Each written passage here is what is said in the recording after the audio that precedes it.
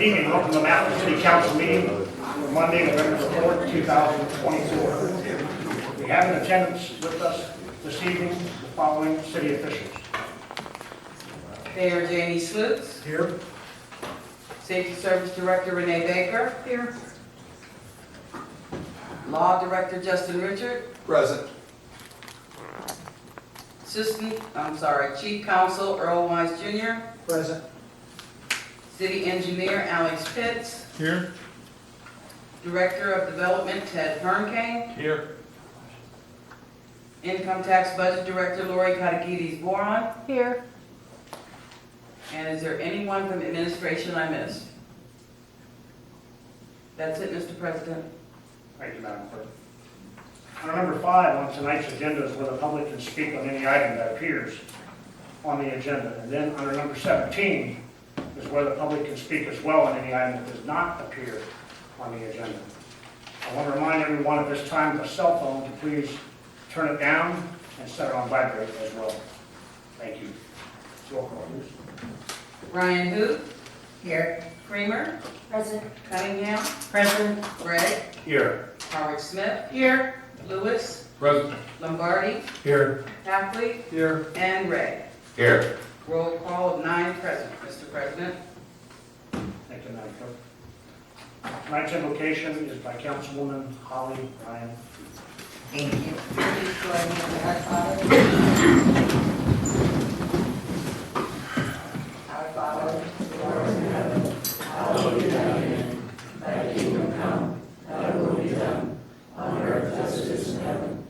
Give us this day our daily bread, and forgive us our trespasses, as we forgive those who trespass against us.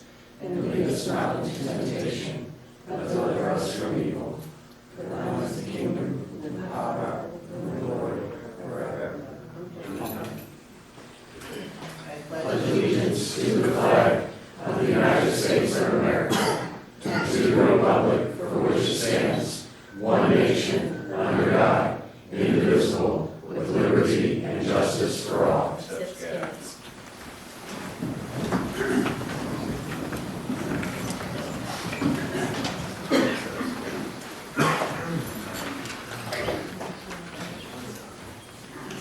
Item number 4, reading of the journal.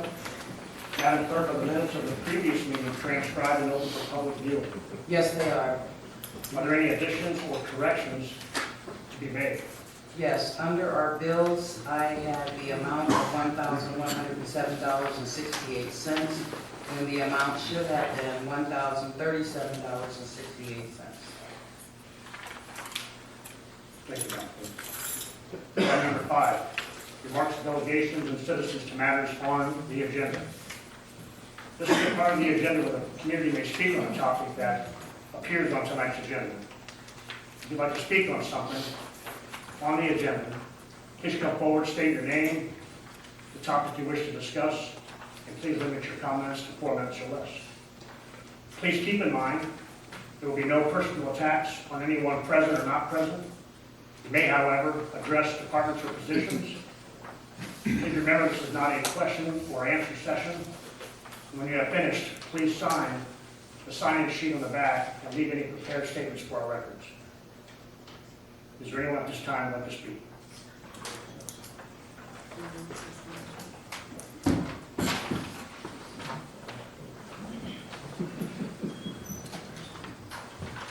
Good evening, Council.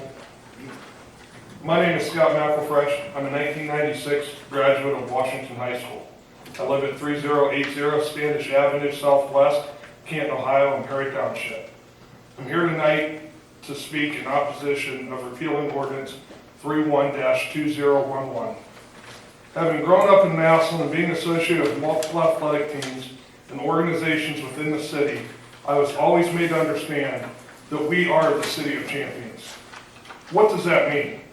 What that means to me is that regardless of obstacles or resistance, we as Massillon Tigers would always be held to high exacting standards, and our goal was to shoot for a marked level of success nearing perfection. This is why I am opposed to repealing ordinance 30-2011. Project labor agreements, when implemented correctly, demand those levels of excellence and standards that we as champions in Massillon have grown to expect and demand. I object to statements that Councilman Lewis has made, stating it's his belief that PLA language is exclusionary to contractors that could bid on a project in Massillon, or exclusionary to people who might be able to work on said projects.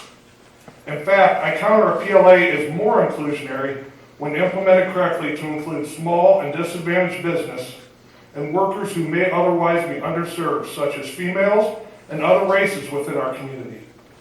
Federal statistics show that PLAs encourage opportunities for those members of our communities to be employed on projects utilizing PLAs when negotiated.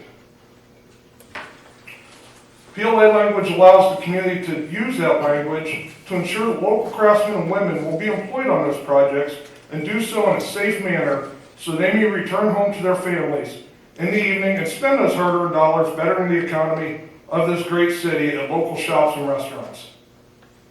I encourage this great city council of Massillon, several of whom I went to school with or attended schools with their sons or daughters, to give PLAs a chance to work for the city of Massillon and members of this community. I encourage you to reach out for help in crafting the PLAs you would employ, not only using the mayor or his designee along with these Central Ohio building trades, but to include great business and commerce minds of this city and the abundance of great construction minds from Massillon who have followed in the likeness of Massillon greats such as James Duncan, the Wellman brothers, Joseph Davenport, Carolyn McCullough Everhart, and Jacob Coxey, to make sure we are using the best language to make sure Massillon remains the undisputed champions for labor and for the people that we always have been. Thank you. Thank you. Can I get a copy of that? I'll leave it right here. Okay. Sign this statute.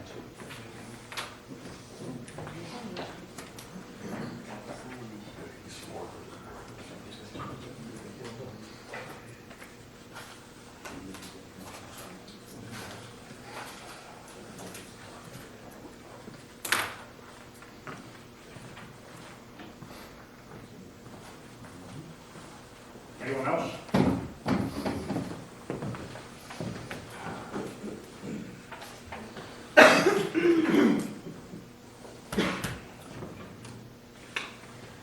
Okay, so my name is Michael Hahn. I live in Louisville, Ohio, and I'm currently the division manager for Thompson Electric located here in Massillon. Our office and warehouse is located at 1370 Sanders Avenue Southwest. And I'm here to speak in opposition of Ordinance 99. Okay, so I'll just give you a quick backstory of how we came to Massillon. We just started here in October of last year. October 1, we moved into our new facility. And so we are an electrical contractor that obviously have an interest in what you guys choose to do with your PLAs. So we currently have 5 people that work in our office and warehouse, and we have 26 in the field, and 3 of the people in the field are also Massillon residents, and obviously the 5 who work in town here are paying taxes here in town. And we are growing, and we're going to continue to grow. So why do we choose to come to Massillon? When we take a look at the market conditions here, this market is a good market for us to pursue working. We can compete here. There's a good industrial base, and then obviously you guys have your projects as well that we pursue. And one of the things that is a favorable condition is PLAs, or our PLAs. So the primary reason that I would urge you all to consider not removing your PLA is risk mitigation. You guys are all writing contracts all day long, and one of the primary benefits or a tool that you can use a PLA is for risk mitigation. You know, you issue a contract to your construction manager, they turn around and issue a contract to us, we turn around and issue a contract to our subcontractors. And the whole purpose of that is risk mitigation. So, what types of risks could you guys mitigate? Well, one of the primary ones is work stoppages. You know, strikes and work stoppages. Obviously, those hinder your guys' schedules, and they do happen. Like it or not, they do happen, and under a PLA, you can do away with that and have the no strike policy in there, and you don't have to be concerned about, there's upcoming contract negotiations and you gotta fear a work stoppage. Another item is you will most likely end up with a contractor who is in this area. Obviously, we came to this area to do work in this area, and yeah, I would be disappointed if I went driving through town and I saw, a contractor from North Carolina in here doing work that we came into town to do. While we're in here working on your projects, our people, our field staff, they're in here, they're gonna support the local businesses, they're gonna eat at your restaurants. Some of my employees, their kids either currently go to school in the schools here, or they will go to school. Some of them have younger children. And I think I can speak accurately when I would say that your guys' goal is not to necessarily, your guys' goal is to create opportunities for the people who live here, who pay taxes here. 1 minute, okay. They live here, they pay taxes here, and obviously they want to do business here as well, which we want to do business here too. Last thing, I'm running out of time here, but a PLA is negotiable. We just came out of contract negotiations with our union, and everything's on the table. We talk about anything that we think that we need to change to do better. So I would strongly encourage you guys to look at your community, what matters to you, and if you don't like what's in the PLA today, negotiate for something better. Negotiate for the things that you guys want to prioritize, and make sure you get them in that PLA, and then you can ensure that the businesses and the people in your community are here working in your community, and the businesses are being successful. I guess I'm out of time. So, thank you. Thank you. Please sign it.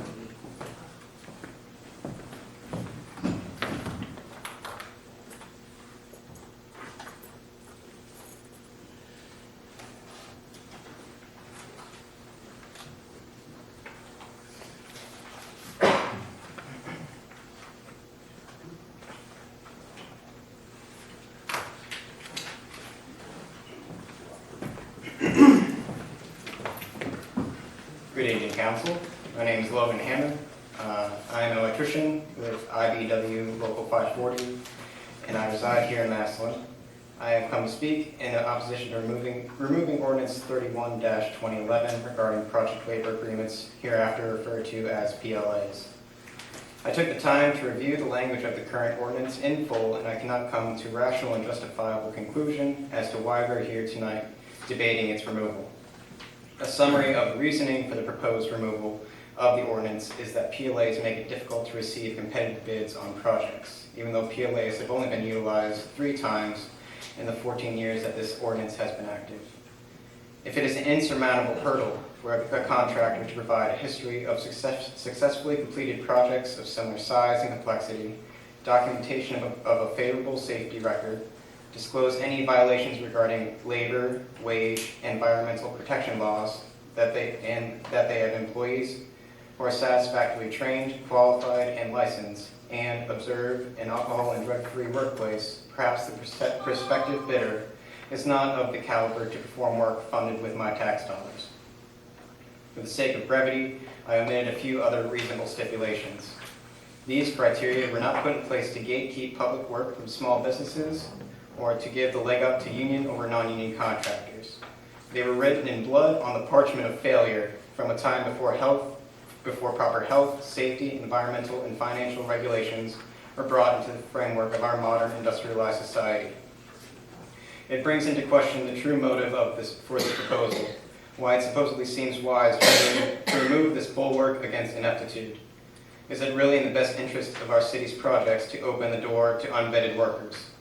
Is there an alternative ordinance ready to be put in place of the present that will ensure we are trusting the aesthetic, functionality, and future of Massillon to competent and effective workers? Or is it simply a political move being made at the behest of special interests at our citizens' expense? It is one thing to award a project to the lowest bidder, It is another than when that bid is able to be made without a filter of qualification. At a previous council meeting, a concern was raised on the possibility of out-of-town contractors performing the work. According to Chapter 134.03A2U, the bidder is to show whether its workforce will be composed of local employees. We can then jump back to the definitions portion of the ordinance where local is defined as a person who is living, working for a company, or from a pool of labor that is located either in Massillon or Stark County. If the work is to be performed of a specialty nature and no one meeting the definition of local is available, a specialized and available worker living outside the bounds of Massillon and Stark County may be deemed suitable and therefore permitted to work on the project. IBEW Local 540, which covers all of Stark County and parts of nearby counties, can provide you with a list of over 700 men and women, all specially trained in the electrical field. Members of council, I'd like to trust that you took up your positions on this panel because you wanted to have an impact on your city, to leave a proud legacy.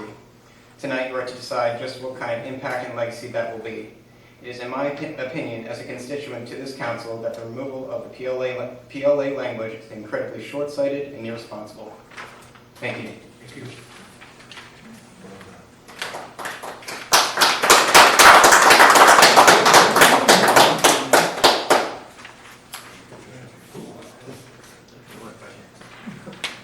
Could you sign this sheet, please? I'm sorry, I didn't put out a sign-in sheet. Thank you, Earl, for providing your legal pad. Yeah.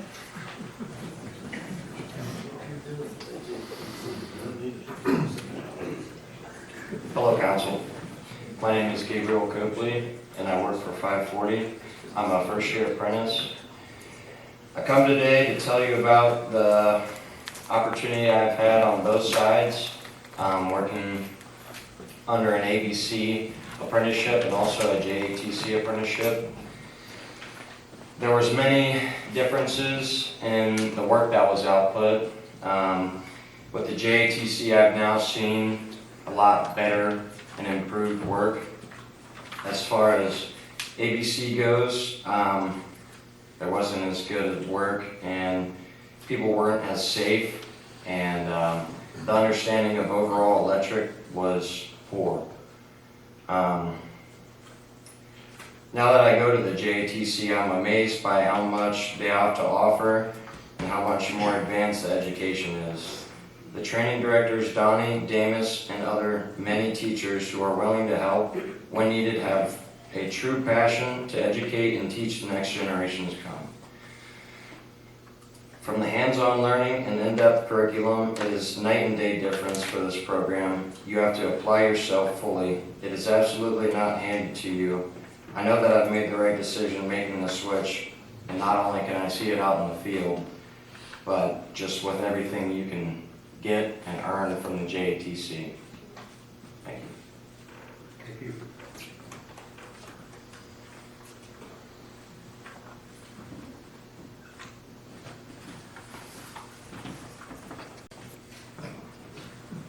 Good evening, Council. My name is Matt Leslie. I'm from Kensington, Ohio, and I'm here this evening in opposition of Ordinance 31-2011, the current PLA structure for the City of Massillon. I work for Hilscher Clark Electric, where my role is Director of Field Operations. We currently have over 800 field electricians and data technicians employed throughout the state of Ohio and Florida. I am here tonight to show support for each of these individuals, including the 47 field and office employees that we have working in our 3 locations in Massillon. Why would Hilscher Clark support a PLA? We enjoy the security of knowing that we are employing the highest trained and skilled individuals through our partnership with the Canton Electrical JATC, a state of Ohio registered apprenticeship program located just a few miles north of Massillon on Wales Avenue. We also see the benefits of seamless workflow on PLA projects where all the trades understand the jurisdictional lines for each facet of the project. Thirdly, we appreciate the bidding, that each bidding contractor is held to the same standards, wages, and benefits, and that the awarded contractor is the one who has the best plan for performing the tasks at hand. Lastly, we like the fact that we are promoting current and future tradesmen of the Massillon area to earn a wage, allowing them to have a work-life balance, which gives them enough time to be a valuable member of their families and also allows them the time to volunteer in civics activities, including their church, school, scouting, and youth sports programs. Thank you again for your time. Thank you.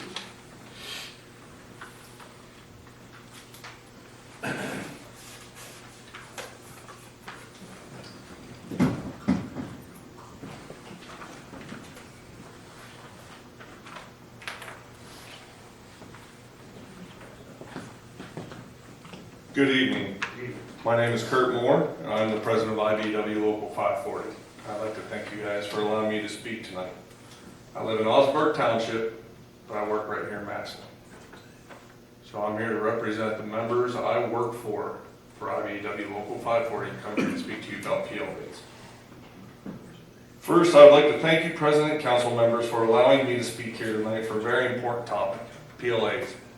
Ordinance 99 is a direct attack on PLAs and the members of this community that live here and work here. PLAs offer a wide variety of benefits, not just to men and women working under them, but the projects that utilize them. You may be asking how a PLA will benefit the city. Well, to start, standardized conditions. We're all playing off the same blueprint. We're all using the same conditions. Everybody's batting the same. Next, supply of locally trained professional tradesmen and women. IBW Local 540 has over 100 members that live right here in Massillon.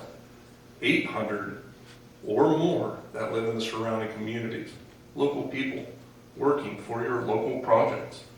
There's no work stoppages. I mean, your project's done on time, if not early, saving you countless hours, countless dollars due to delays. It also offers flexibility. A PLA can fit the interest of the city. They're negotiable.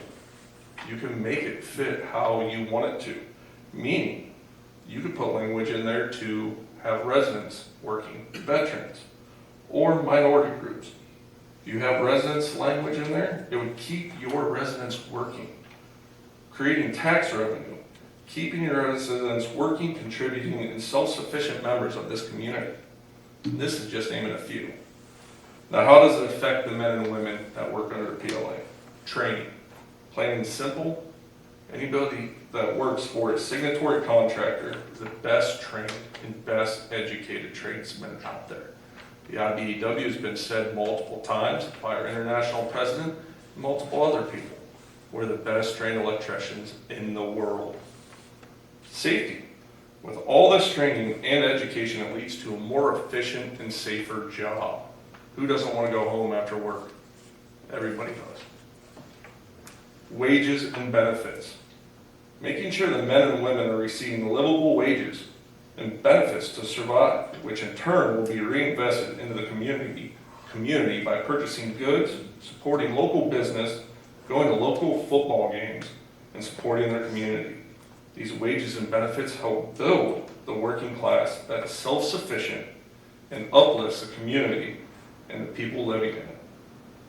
This is just to name some of the benefits to the men and women, but also indirect benefits to the city through tax revenue, better working conditions, and a working class proud of its projects and city. I know the city has not utilized PLAs often or even recently, but dare I say that might be part of the issue. Passing Ordinance 99 will give you exactly the same of what you have now. It will not fix the issues. I plead with you, council members, to embrace PLA language. Embrace your ability to uplift your community and embrace your duty to serve the citizens of Massillon by embracing PLAs. I thank you for your time, and I please ask that you listen to the members of the community that live here, work here, and support here. Thank you.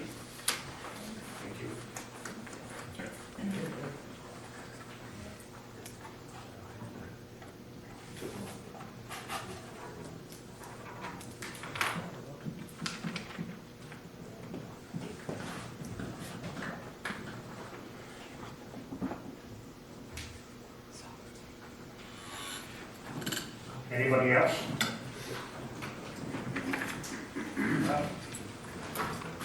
please vote. Item number 6, new miscellaneous business. Councilman Lewis. Yes, I'd like to amend the agenda tonight to include the payment of a bill under Bill's accounts and claims, to include the bill of the U.S. Bank, which is our copier system. Number 7, please. Councilman Martin. Kramer? Yes.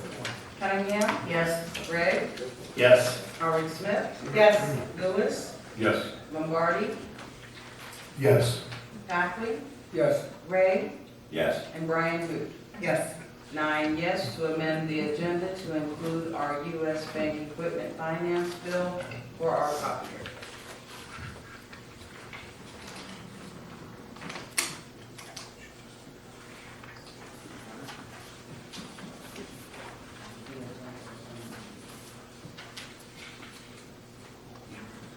The agenda has been amended. Item number 7, introduction of ordinances and resolutions.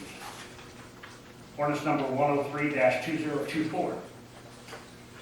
An ordinance enacting Chapter 1306, International Property Maintenance Code, under Title I, Building Codes of Part 13, Building Code of the Codified Ordinances of the City of Massillon, Ohio.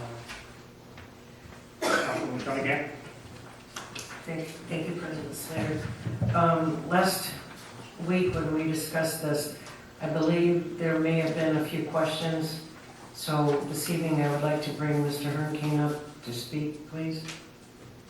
Did you have a question? I actually have a statement.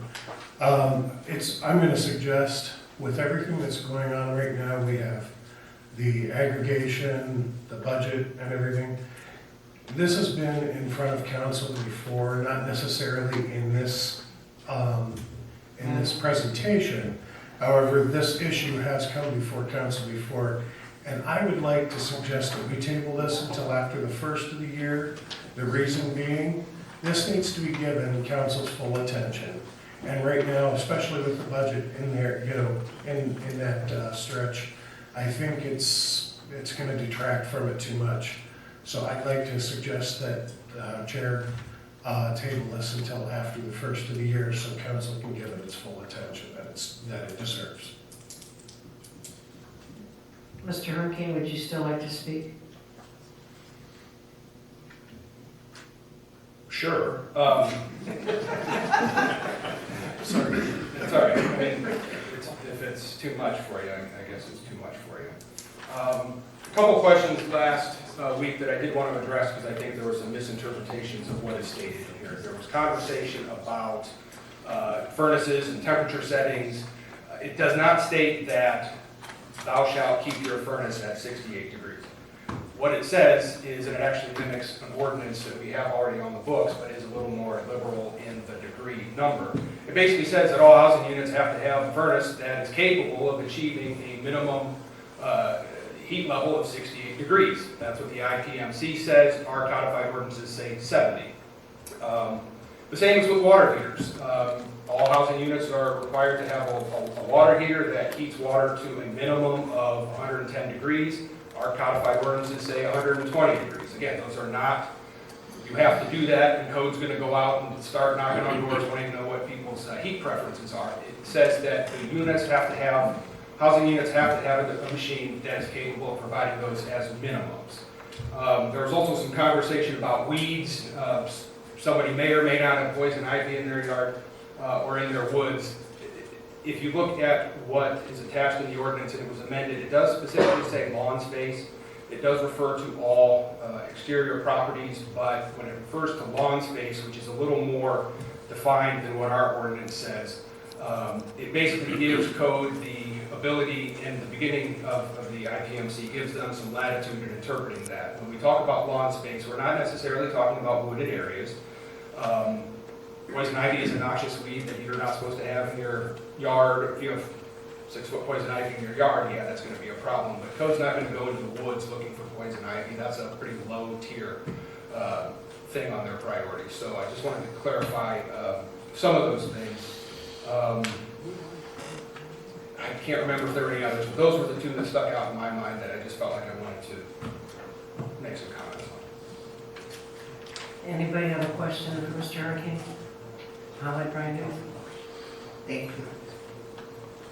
Should we table it till the first of the year? There was an additional training period for code enforcement, so we're looking at Q2 before they're on the ground running. What's your estimate? Say that again. If this isn't tabled until the first of the year, and should it then pass, I believe Mr. Silla had said that there was a training period involved before code enforcement could enact this. Well, code will be certified as property maintenance officers, officials, whatever they, inspectors, property maintenance inspectors. There's a specific test that the ICC, the International Code Council, puts on that would certify our code enforcement officers to be trained in enforcing this part of the code. Should you table it into next year, we'll delay that a little bit. We'll put our code enforcement staff a little behind in terms of their ability to get out there and do the job a little more efficiently. So, yes. Any other questions? Julie Smith? I kind of agree with Mr. Lombardi. I was looking over this in depth and trying to look at the budget and everything else. And if it's not an emergency, I kind of think I would like to put this off because there's a lot of things in the budget that we need to get through and prioritize. But is it, I don't know. Council obviously, Miss- I'm sorry. Mr. Green? Thank you, Ms. Cunningham. I guess the question to you is how, obviously there are some issues that may be arising at this point that you guys, code enforcement's hands are tied to. Maybe this will help rectify some of the issues that some of our Massillon residents are having due to code enforcement where they're not able to execute their job efficiently. So would that be putting things off to a point where it could become non-existent, or Well, first of the year is December? They will still be able to operate, and I'm not saying they operate inefficiently, but there are some issues from a procedural standpoint when it comes to the end of a violation lifetime.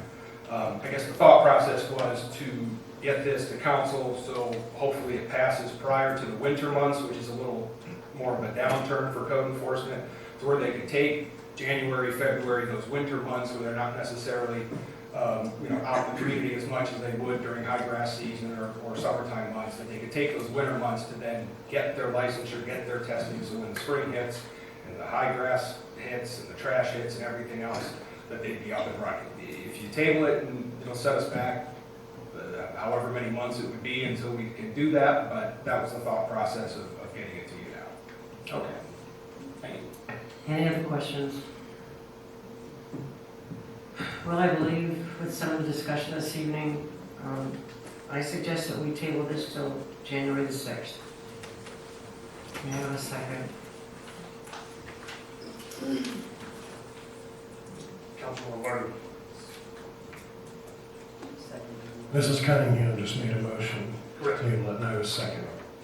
Appreciate that. Roll call, please. Cunningham?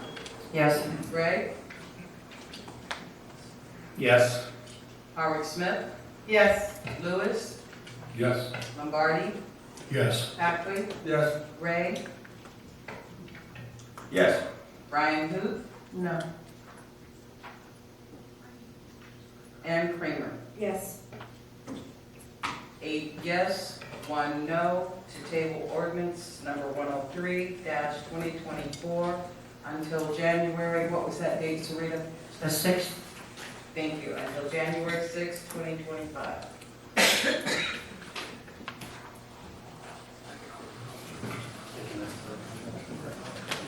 Ordinance number 103-2024 to be tabled. Ordinance number 104-2024. An ordinance amending sections of Part 9, Streets, Utilities, and Public Services Code under Chapter 937 Wastewater Treatment Review Fund of the codified ordinances of the city of Massillon, Ohio pertaining to the proposed rate increases and declaring an emergency. Councilman Brian Hoop. Thank you, Mr. President. We were able to discuss this in some detail last work session. And we also have a special committee meeting on the 12th at 5:45. We were also given a printout of the presentation that Engineer Pitts gave us. Does anybody have any comments or discussion at this time? We look forward to discussing this in more detail on the 12th at 5:45. So first reading. Ordinance number 104-2024 and received its first reading. Ordinance number 105-2024. An ordinance amending Part 9, Street Utilities and Public Services Code under Chapter 943, Stormwater Utility, Section 93.04, Stormwater Fee of the codified ordinances of the city of Massillon, Ohio, and declaring an emergency. Councilman Brian Hoop. Thank you, Mr. President. This ordinance goes along with the one above, and the details are the same. Does anyone have any comments or questions on this item? And it's first reading. All right. Ordinance number 105-2024 and received its first reading. Ordinance number 106-2024.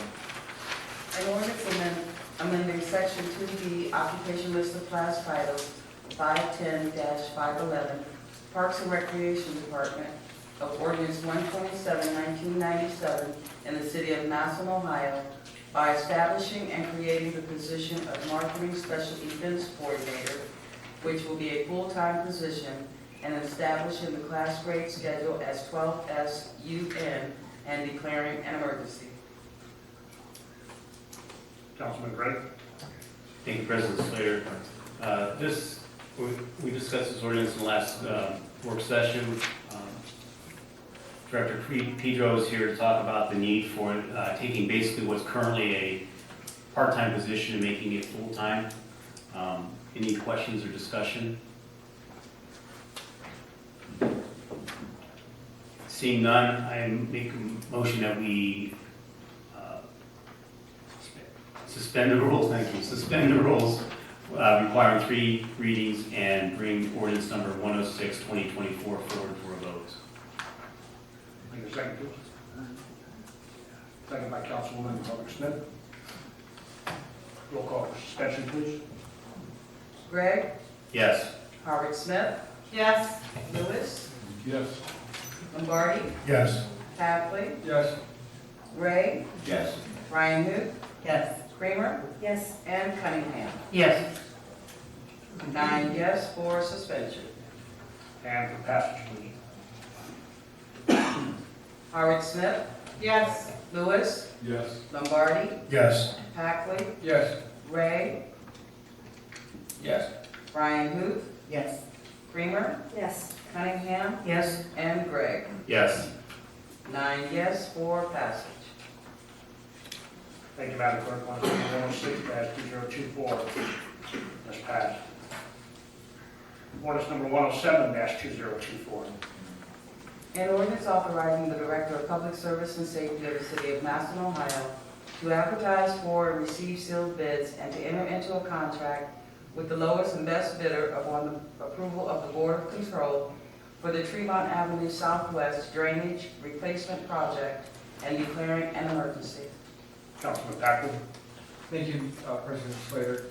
Does anyone have any questions regarding this or with Mr. Pitts? Councilman Kramer.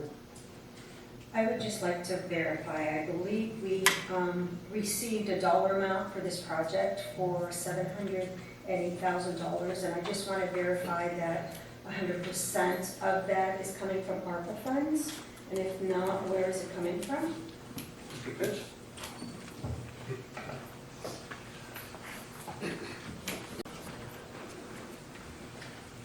Good evening, Council. To answer Councilwoman Creamer's question, yes, these funds are coming from ARPA. 100%. Could you tell us what ARPA funds are for those that may not know? Yeah, so they're the American Rescue Plan funds that we received back in 2020 due to the pandemic. So, Thank you. Any other questions? Right. Thank you, Mr. Pitts.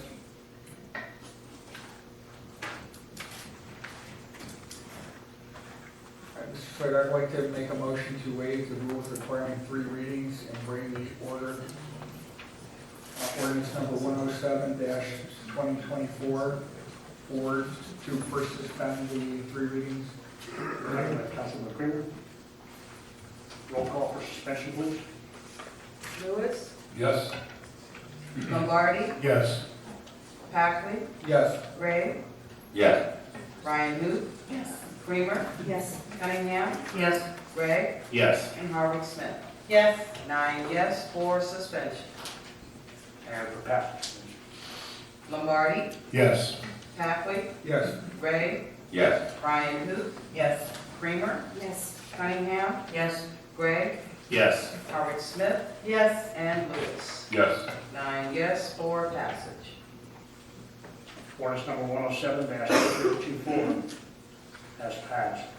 Ordinance number 108-2024. An ordinance making certain appropriations from the unappropriated balance of 3104 vacant foreclosure depository fund for the year ending December 31st, 2024, and declaring an emergency. Councilman Lewis. Yes, this ordinance, as it says, it'll take $48,000 and appropriate it into escrow, and this is for when the banks do have a property that was foreclosed upon sale, they are able to get their initial, or 80% of their initial deposit back from the city. Are there any further questions or discussion this evening? Seeing none, I make a motion to suspend the rules requiring 3 readings, bring ordinance number 108-2024 forward for a vote. Second by Councilman Lombardi. Roll call, please, for suspension. Packley, Yes. Gray, Yes. Ryan Hoop, Yes. Creamer, Yes. Cunningham, Yes. Gregg, Yes. Harvick Smith, Yes. Lewis, Yes. and Lombardi. Yes. 9 yes for suspension. And for passage, please. Gray, Yes. Ryan Hoop, Yes. Creamer, Yes. Cunningham, Yes. Gregg, Yes. Harvick Smith, Yes. Lewis, Yes. Lombardi, Yes. and Packley. Yes. 9 yes for passage. Thank you, Madam Clerk. Ordinance number 108-2024 has passed. Ordinance number 109-2024. An ordinance making certain appropriations from the unappropriated balance of the 3107 Fire Damage Structures Fund for the year ending December 31st, 2024, and declaring an emergency. Councilman Lewis. Yes, this is a $35,000 appropriation. What it is when there is a damage due to fire in the city, there's a deposit made into the city accounts, and then we refund it once the repairs have been transacted on that property. Are there any questions or discussion this evening? Seeing none, I make a motion to suspend the rules requiring 3 readings, bring ordinance number 109-2024 forward for a vote. Second by Councilman Lombardi. Roll call for suspension, please. Ryan Hoop, Yes. Creamer, Yes. Cunningham, Yes. Gregg, Yes. Harvick Smith, Yes. Lewis, Yes. Lombardi, Yes. Packley, and Gregg. Yes. 9 yes for suspension. And for passage, please.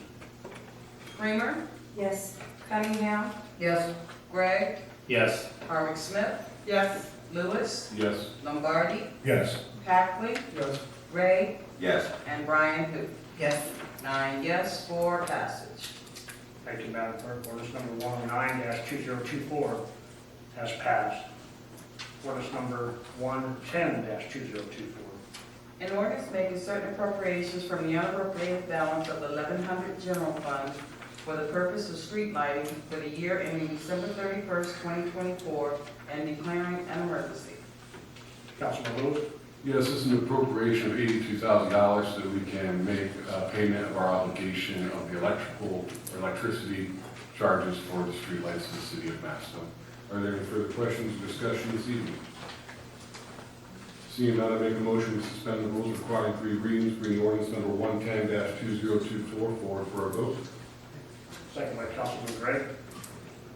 Roll call for suspension, please. Cunningham? Yes. Gregg? Yes. Howard Smith? Yes. Lewis? Yes. Lombardi? Yes. Hackley? Yes. Gray? Yes. Ryan Hoop? Yes. And Creamer. Yes. 9 yes, 4 suspension. And for passage, please. Gregg? Yes. Howard Smith? Yes. Lewis? Yes. Lombardi? Yes. Hackley? Yes. Gray? Yes. Ryan Hoop? Yes. Creamer? Yes. And Cunningham. Yes. 9 yes, 4 passage. Thank you, Madam Clerk. Ordinance number 110-2024 has passed. Ordinance number 111-2024. An ordinance to adopt appropriations for the operating and capital expenditures of the city of Massillon, Ohio for the fiscal year 2025 and declaring an emergency. Councilman Lewis. First reading. Ordinance number 111-2024 has received its first reading. Item number 8, unfinished business. Additional communications. I have none. Item number 10, bills, accounts, and claims. Yes, we have the bill that we discussed, adding to the agenda from U.S. Bank Finance Equipment in the amount of $127 for our November payment for our copier. Councilman Lewis. I make a motion that we pay the bills. Second by Councilman Gregg. Roll call, please. Howard Smith? Yes. Lewis? Yes. Lombardi? Yes. Hackley? Yes. Gray? Yes. Ryan Hoop? Yes. Creamer? Yes. Cunningham? Yes. And Gregg. Yes. 9 yes to pay the bills. Thank you. The clerk will pay the bills and charge them to the proper accounts. Item number 11, reports from city officials. Yes, we have the treasurer's report for September 2024. Thank you, Madam Clerk. Item number 12, reports of committees. Our next work session will be Tuesday, November the 12th, 2024 at 6:30. November 11th is Veterans Day. Councilman Gray. Thank you, President Slater. Just want to report I will not be at the work session on Tuesday. Also, while I have the floor, I'm going to give a shout out to the Tigers for a big win in the first week of the playoffs, the beginning of their 3rd season. Regular season is season 1, McKinley is season 2, and playoffs are season 3. So they're off to a good start. Have a game coming up Friday with a team from Canal Winchester. Looking forward to them representing themselves, the city, and the school in the manner they always do. Go Tigers. Go Tigers. Go Tigers. Go Perry. Perry's in there too. Massillon, Perry Massillon.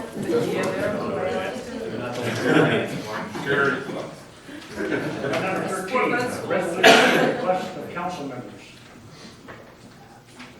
Item number 14, call the calendar. Ordinance number 81-2024. An ordinance amending the zoning map of the city of Massillon, Ohio by rezoning certain properties from B-1 local business district and RM-1 multiple family residential to B-3 general business district. Councilman Kramer. Thank you, Mr. President. As stated, this ordinance is a rezoning request that includes 5 parcels located on First Street Northeast. The zone change, B1 local business and RM1 multiple family residential to B3 general business. All 5 parcels are owned by CJ Mack Enterprise LLC, and the request is to open a car sales lot. We had a public hearing this evening at 6:15 here in council chambers.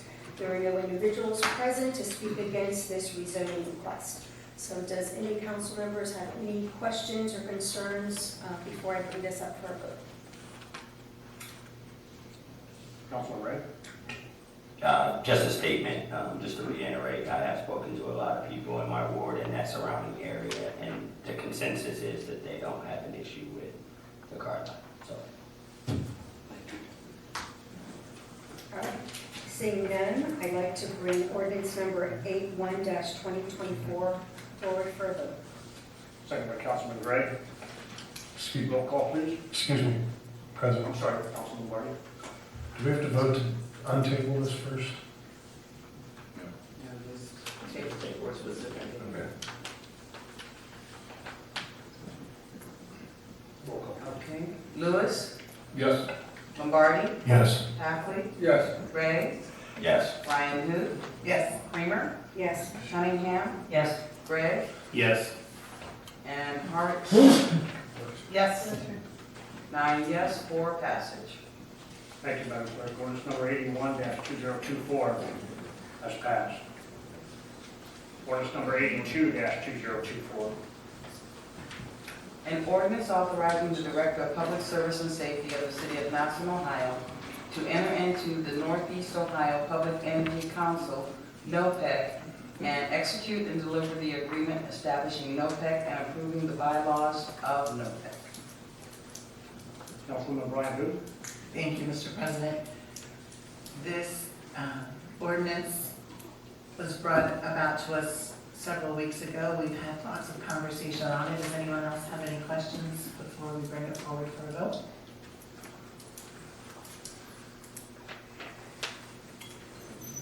Second, please. Second by Councilman Ray. Roll call, please. Lombardi, No. Hackley, Yes. Gray, Yes. Brian Hood, Yes. Kramer, No. Cunningham, Yes. Gregg, Yes. Harwick Smith, Yes. and Lewis. Yes. That would be 7 yes, 2 no, 4 passage. Thank you, Madam Clerk. Ordinance number 82-2024 has passed. Ordinance number 83-2024. An ordinance approving the plan of operation and governance of the Northeast Ohio Public Energy Council, NOPEC, electricity aggregation program for the purpose of jointly establishing and implementing an electricity aggregation program. Councilwoman Brian Hood. Thank you, Mr. President. This one goes along with the ordinance already passed. This enables NOPEC to go into aggregation shopping for us, so we can get our new rates for next May. So I would like to bring it forward for a vote, unless anyone has any other questions. Second by Councilman Ray. Roll call, please. Hackley, Yes. Gray, Yes. Brian, Yes. Kramer, No. Cunningham, Yes. Gregg, Yes. Harvick Smith, Yes. Lewis, Yes. Lombardi, No. 7 yes, 2 no, 4 passage. Thank you, Madam Clerk. Ordinance number 83-2024 has passed. Item number 15, third reading ordinances and resolutions. Ordinance number 99-2024. An ordinance repealing ordinance number 31-2011, which establishes procedures to determine the lowest and best bid for the construction of public improvements in the city of Massillon, Ohio, and to allow the use of project labor agreements for the construction of certain public improvements in the city of Massillon, Ohio. Councilman Lewis. Yes, we've been discussing this for a few weeks now, and I want to say first off that I appreciate all the conversation, all the comments, everybody's coming around discussing this. I think it's brought a lot of things to light for us and helped us better understand the situation. I guess before I go too far into this, Mr. Slater, I do want to open it up if there's any other council members that have any questions or comments this evening. Councilman Howard Smith. Thank you, Council President. I think it's been a good thing, in the sense that we've had this for 13 years, and it's just kind of sitting on the books, and we haven't been taking advantage of it. So either way, I think it's brought more of an awareness, and if it passes, I hope we can prove that this is beneficial to us, and if it doesn't, we can always look at things in the future. But I think it's been a good discussion, and I think it's been eye-opening to think that it's only been used 3 times. And I really hope that my biggest concerns of not getting enough bids and getting the best bid, not necessarily the lowest bid, but the best and lowest bid can be pursued. See how it turns out. Councilman Ray. Thank you, President. I just wanted to give some input and just thank the union members for coming out and expressing their concerns. Well-written letters, well-worded. Also, and thank you for giving us some more information about PLAs, the fact that we could have the ability to restructure them if possible, and giving us the ability of open arms and letting us know that we have options to do so. I think what I want to bring to the table is I wanted to know if it was ever all possible for me to know what the mayor's opinion was about the ordinance itself. Is that something I can call for the mayor? Thank you. Good evening, Council President. Thank you, Councilman Ray. Sorry, I lost my voice on Friday. I'm just getting it back. So where I stand on PLA, I'm not going to stand up here and ask you to vote yes. I'm not going to stand up here and ask you to vote no. But I don't believe anybody on today's council was present in 2011 when this passed. So what I am going to ask is that we table this. Give the administration a chance to use a PLA a handful of times to see how that works. Get some more information, educate ourselves on PLAs to benefit the community in the future. Like I said, I'm not going to ask you to vote yes or no. I feel 3 times in 13 years, over 13 years, that doesn't tell us anything how these PLAs work. So what I am going to ask you to do is table that this evening. Give us the chance to use these PLAs and see if they're beneficial to the city or not. Thank you. Thank you, Mayor. Thank you. More questions? I'll go back. Thank you, Mr. Slater, or President Slater, sorry. Through all this process, we've all been underwhelmed, overwhelmed, not knowing every side of what it is, what it isn't, the PLA. And with Councilman Ray, a little bit to this whole, it was brought up this evening, it was brought up before about negotiating the PLA. So apparently the agreement that there is currently is negotiable to change some of this language. And I'm not opposed, I'm not for, and it's not an anti-union, pro-union philosophy here on my behalf. I think there's some room to work on this PLA agreement that can be beneficial to all, where it could be changed. I have in here there's one section that me personally, with how it's written, that I really don't like, and hopefully I'm going to open up a can of worms here. But I don't like it that there's nothing against the East Central Ohio Building and Construction Trade Council, personally, but to me that seems like a middleman that is between the unions and the contracts that are being negotiated for the city or these bids. And I think it should be between the construction companies and the city. They should be doing negotiating, no intermediary in between that. And I think that it would be nice to see an agreement to remove some of that language. So it's just between the city and the construction companies. So we need to, go ahead, I'm So sorry. I guess I'm going to not to side with you, Mayor, necessarily, but the whole tabling to, and I know we've beaten this horse to death, it's about ready to turn into glue, but Down goes horse goes. anyway, sorry. Yeah, I've cattle and horses. But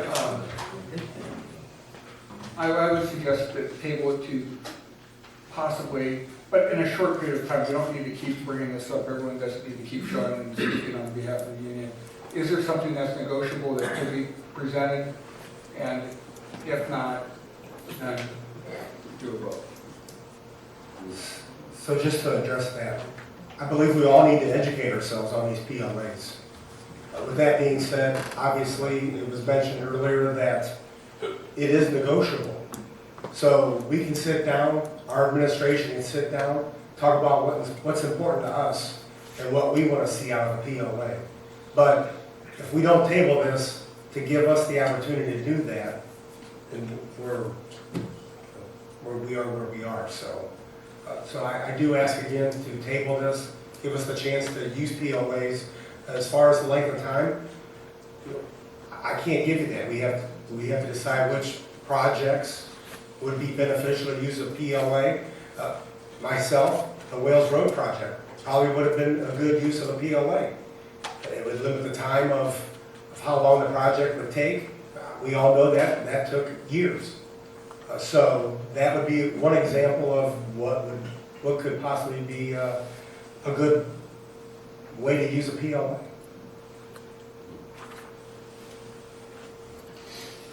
Councilman Lewis? I don't have a question for the mayor, so I'll just wait a minute. Thank you. Thank you, appreciate it. Councilman Lewis? Yes. I'll say through this whole process, we've learned a lot, we've said a lot of things. Originally we spoke some about the amount of bids, and locally, that's not been seen necessarily to be the case. We've only used it 3 times. All we can use is data from throughout the rest of the state that shows that PLAs can impact the number of contractors that are willing to do a bid. We can look at various other arguments we've made about a possible increase of cost. We can look at arguments that have been made about workers that are in on a PLA job may have to pay into certain benefits that are within East Central Ohio or other union affiliates. And I think there's some great things here. It was misstated by a commenter one week that people would have to pay into union dues. That is not true. That is not true. Would they possibly have to pay into pension funds or health care programs while working? That is true. Would that worker ever necessarily be able to pull down the full benefit of that? That's possible. You don't really quite know because there is how long have they worked on different projects, so we can get into all those debates, and I think there's good arguments on both sides, and we've learned that a lot. But the one thing I do keep looking at is, 26 states in this country have outlawed PLAs altogether. There are a lot of people represented by East Central Ohio Construction Council and their affiliates, but there's also 80% of the workforce that's not affiliated with those organizations. East Central Ohio, I believe, represents or has 21 affiliates, if I remember correctly from what I saw on the website. Last week, I handed out a list of 21 organizations that are in opposition to PLAs. So it does seem to be a pretty mixed bag. I was not on council in 2011, but I was sitting in the audience, and I was listening every week while they debated the PLAs. And it was hotly debated back then. In fact, it was only won by 5-4. And this is not a partisan thing, because that council at that time was 8 Democrats and 1 Republican. So I don't think this is a partisan issue. I don't believe this is a anti or pro-union argument. This is purely of what we can do best with the city. As Mr. Packman stated, if you look at the current codified ordinance as it reads, it says the mayor or his designee shall evaluate whether a project labor agreement will advance the city's interests. And then that they will, if you go down to part B, it says that the mayor or his designee shall negotiate the labor agreement with East Central Ohio Building and Construction Trade Council. My question becomes, out of all the trades organizations in the state of Ohio, all of the ones that operate in our area, why does East Central Ohio, the only one allowed or permitted to come to the table? They obviously have 21 affiliates, and I'm sure they are good people with good high standards that want the best quality work that's possible, but at the end of the day, they represent their 21 affiliates. Just like any other trade group, they represent their members. So when they negotiate, they are going to be negotiating the things that work in those interests. That's what they're tasked to do. And I believe that probably in most cases, those interests probably do advance the betterment of projects and community development. I'm not going to argue their mission, I'm not going to argue the merit and the quality of their training. Just like, you notice a lot of the people that have spoken don't argue the merit or quality of training from non-represented. Neither side is saying that one side is better than the other. It's just a different means to get to the end. Further, this ordinance shows that essentially the PLA is assumed. It is assumed that every contract we put out to bid, that the mayor is going to most likely negotiate.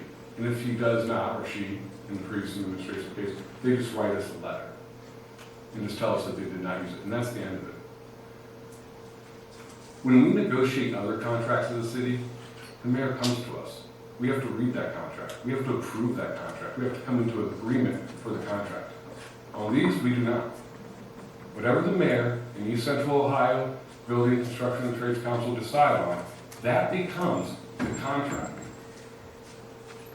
I'm assuming the mayor has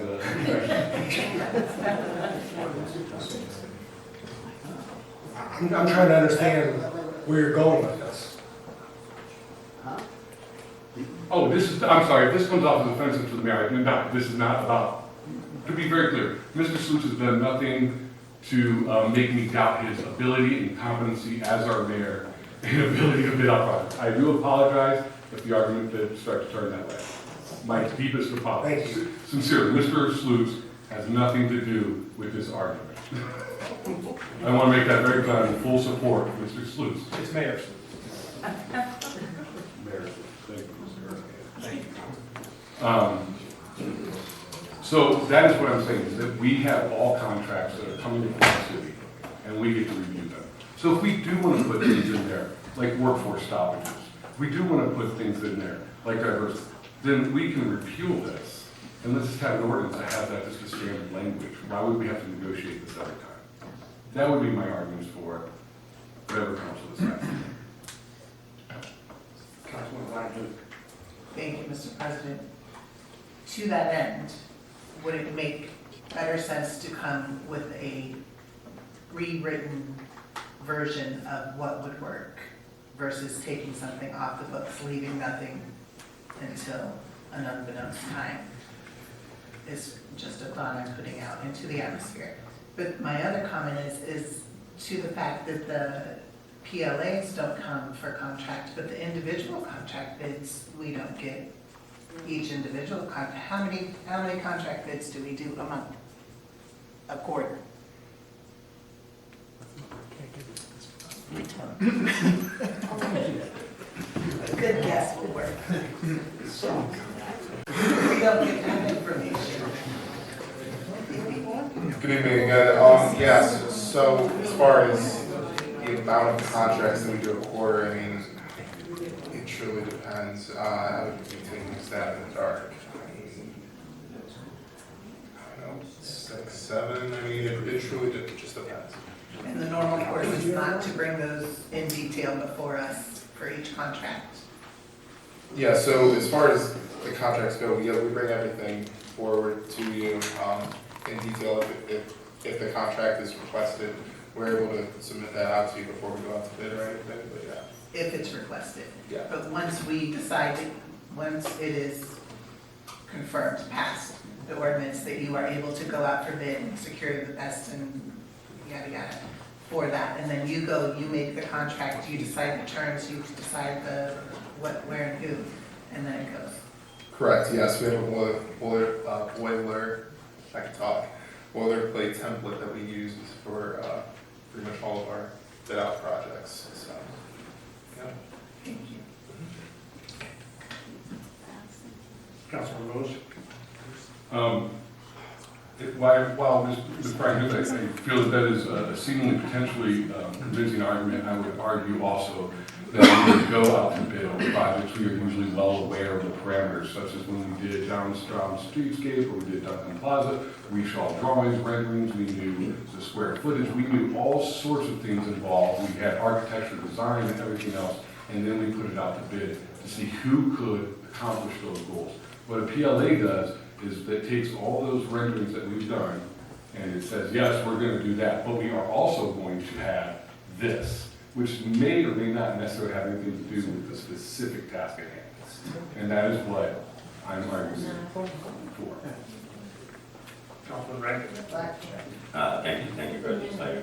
So, I guess, based on having just those two options of reviewing the bid, are you saying that there could be a third party or another company that would maybe kind of balance that out? So it wouldn't just be that committee and the mayor's decision, it would be maybe a person of the people. I mean, I'm just saying, like, so it seems like right now we have a lot of different options and different things that could be implemented or not implemented. I agree that maybe we should think about it. That's just me. There's someone answered that. We have a board of control. We put it out to bid to go into contract by the bid of control. Bid or the board of control would receive the bids and select the best, lowest and best. I think that might be a little bit what you're referencing. Yeah. So that does have an existence, and that's how the mayor is able to maybe determine what he thinks is the best bid for the city in order to get the project done. Okay.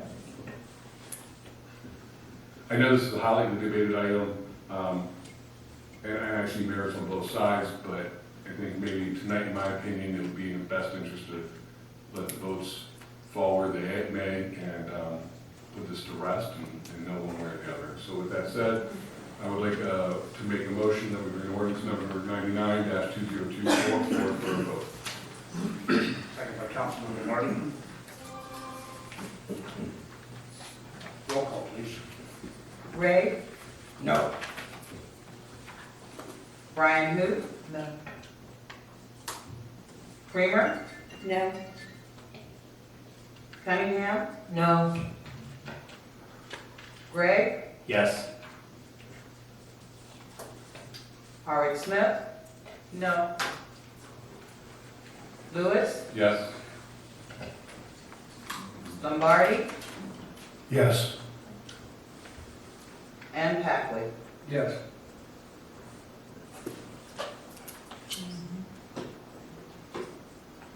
That would be 5 no, 4 yes for passage. Ordinance number 99-2024 has been defeated.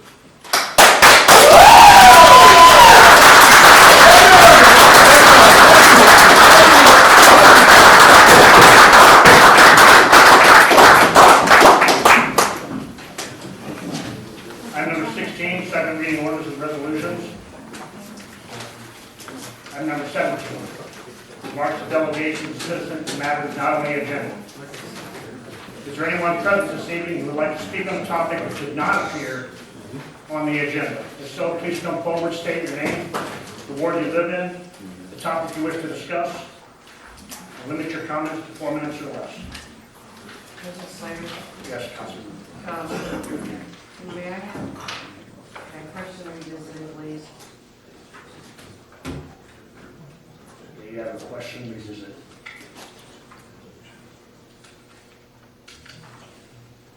Yes.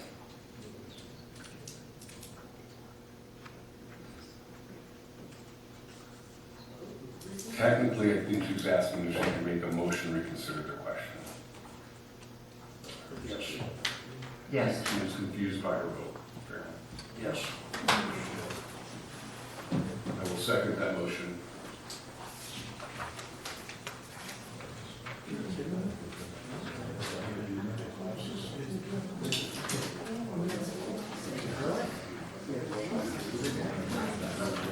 Brian Hoop, What am I answering? to reconsider. What are we reconsidering?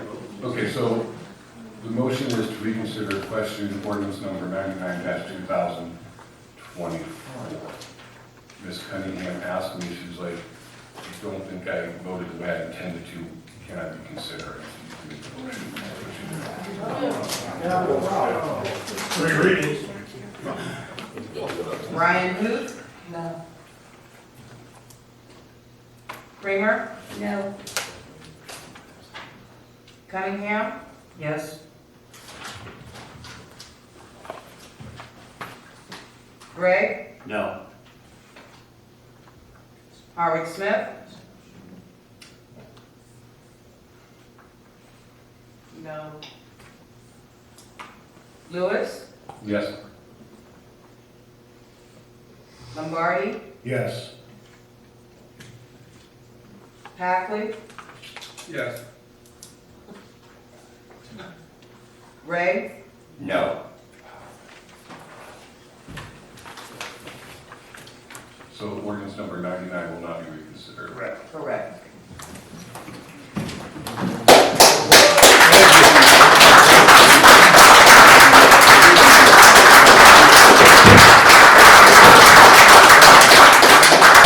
Councilman Bryce. I would like to make a motion that we adjourn. Second, please, by Councilman Freeman. Roll call. Excuse me, we're still in session. We're still in session. Yep.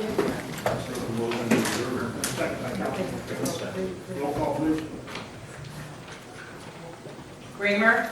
Yes. Cunningham? Yes. Gregg? Yes. Howard Smith? Yes. Lewis? Yes. Lombardi? Yes. Packley? Yes. And Brian Hu. Yes. 9 yes to adjourn. Yes. I'm sorry, Ray. Yeah. Yes.